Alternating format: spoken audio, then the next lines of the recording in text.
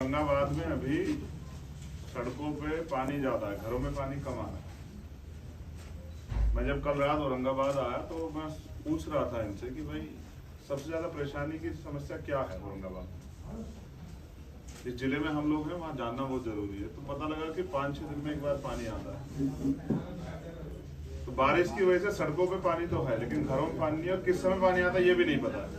लेकिन टैक्स जो है पानी पे वो औरंगाबाद में सबसे ज्यादा है।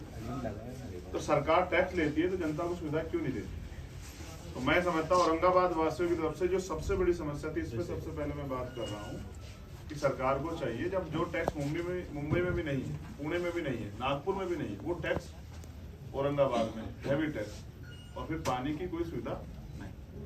तो आम जनमानस का ध्यान रखना सरकार की जिम्मेदारी है। सरकार इस विषय पर सोचे। दूसरा, भीमा कोरेगांव का जो इंसिडेंट हुआ था, खैरलांजी का जो प्रकरण है, उसमें जो आंदोलन साथी थे, आज तक भी उनके मुकदमे सरकार ने वापस नहीं लिए। जबकि महाराष्ट्र में जो मराठा क्रांति मोर्चा था आरक्षण के लिए, उनके मुकदमे सरकार ने वापस लिए। अच्छी बात है, कोई अपने हक के लिए बोलता है तो उस समय सरकार उसके आंदोलन को खराब करने के लिए तमाम तरह से प्रयास करती है, आंदोलन को बदनाम करने के लिए। लेकिन सरकार को समय रहते हुए जो झूठे मुकदमे लगाए गए उनको वापस ले लेना चाहिए। तो मेरी सरकार से मांग है कि भीमा कोरेगांव और खैरलांजी प्रकरण के मुकदमे वापस ले जाए। अभी तो सरकार विधायक तोड़ने में, विधायक जोड़ने में लगी हुई है। अभी तो सरकार अपने चुनाव चिन्ह के उसमें लगी, लेकिन याद रखें कि उनकी जिम्मेदारी अपनी पार्टी सरकार के से ज्यादा जनता के प्रति भी है। महाराष्ट्र की जनता परेशान है, लंपी वायरस का बड़ा प्रकोप चल रहा है। एक दिन में ये तो महाराष्ट्र का 6800 करीब गायों के साथ जो है उनकी जान जा रही है। सरकार ने अभी तक कोई मुआवजा किसानों को नहीं दिया। बारिश के कारण किसानों की फसल जो है वो खराब हो गई है। 25% मुआवजा दे रही है सरकार, तो 50% तो किसान की वो लगती है उसमें आमद।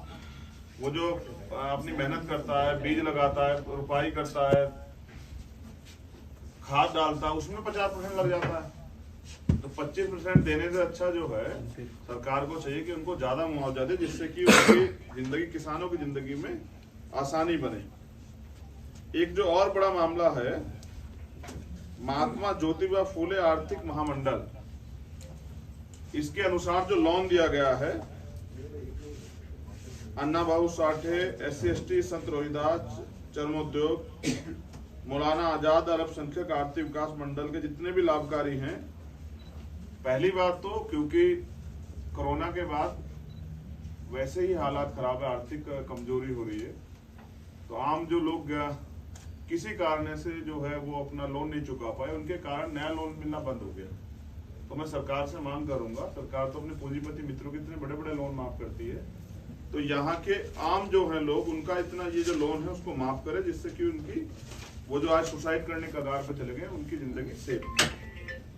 ये महाराष्ट्र की जो धरती जो है, ये राष्ट्रपिता ज्योतिबा फूले की धरती है, माँ फातिमा शेख, माँ सावित्रीबाई फूले की धरती है। और यहाँ स्कूल खोले उन्होंने, लेकिन पिछले कुछ ही समय 1600 से ज्यादा स्कूल बंद हुए। और इन सरकारी स्कूलों में कौन पढ़ता है? ये आप और मैं जानते हैं कि गरीब, आर्थिक रूप से कमजोर वर्ग के जो लोग हैं, SC/ST, OBC, माइनॉरिटी के लोग इन स्कूलों में पढ़ते हैं बच्चे। उनको बंद करके जो है ना, वो शिक्षा का रास्ता बंद किया जा रहा है। क्योंकि हम तो ये समझते हैं कि बाबा साहब अम्बेडकर ने कहा कि शिक्षा शेरनी का वो दूध है जो पिएगा वो दहाड़ेगा। अगर शिक्षा के दरवाजे बंद हो जाएंगे तो हम लोग तरक्की कैसे करेंगे? हम पे तो शिक्षा एक ऐसा हथियार है, क्योंकि सरकार हमें लोन भी नहीं देती, हम पे रोजगार भी नहीं है, नौकरियां भी इतनी पर्याप्त नहीं है। तो हम शिक्षा के द्वारा पढ़ के छोटे मोटे बिजनेस करके, प्राइवेट काम करके आगे बढ़ रहे हैं। सरकार उसके रास्ते को बंद कर रही है, ये खतरनाक है। ये एक सोची समझी साजिश लगती है, जिससे कि गरीब शोषित वर्ग के बच्चे जो पढ़ ना पाए। एक और बड़ा इशू है, डॉक्टर बाबा साहब अम्बेडकर रिसर्च सेंटर जो है, उसके जो PhD धारक है, मैं मांग करता हूं कि उनको सभी को फेलोशिप दी जाए, जिससे कि वो बच्चे पढ़ लिख के महाराष्ट्र के लिए योगदान दे, देश के लिए योगदान दे और दुनिया में महाराष्ट्र का नाम रोशन करे। और अब एक जो सबसे इम्पोर्टेंट मामला जो आजकल बड़े पैमाने पर चल रहा है महाराष्ट्र में, उसकी बात इसलिए करनी पड़ेगी क्योंकि RSS का हेडक्वार्टर नागपुर में है। मैं पिछले कुछ दिनों से देख रहा हूं कि मोहन भागवत जी बड़े बदले से नजर आ रहे हैं।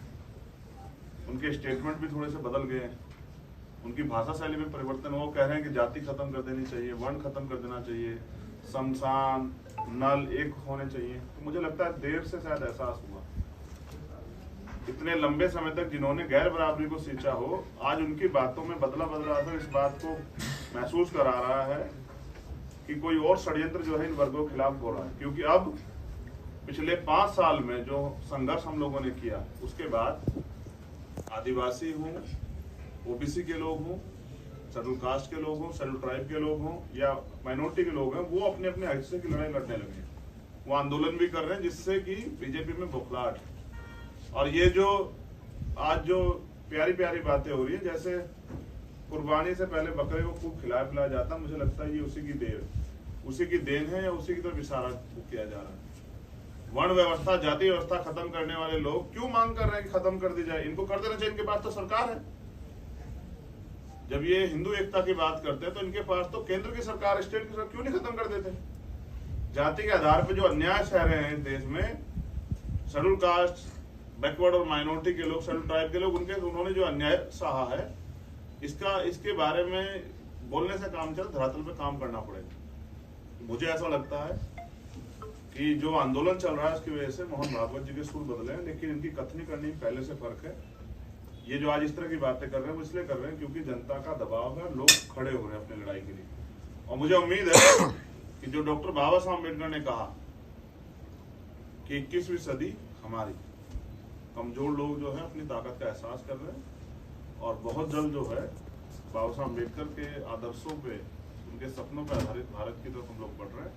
संघर्ष जारी है। कल मैं येवला आया था, उसी के बाद में औरंगाबाद आया, क्योंकि येवला वो धरती है और 13 अक्टूबर 1935 के दिन उसी धरती पे, जहां हम जिसको मुक्ति भूमि के नाम से हम लोग जानते हैं, बाबा साहब अम्बेडकर ने संकल्प लिया कि मैं हिंदू धर्म में पैदा हुआ, ये मेरे बस की बात नहीं, लेकिन मैं हिंदू धर्म में मरूंगा।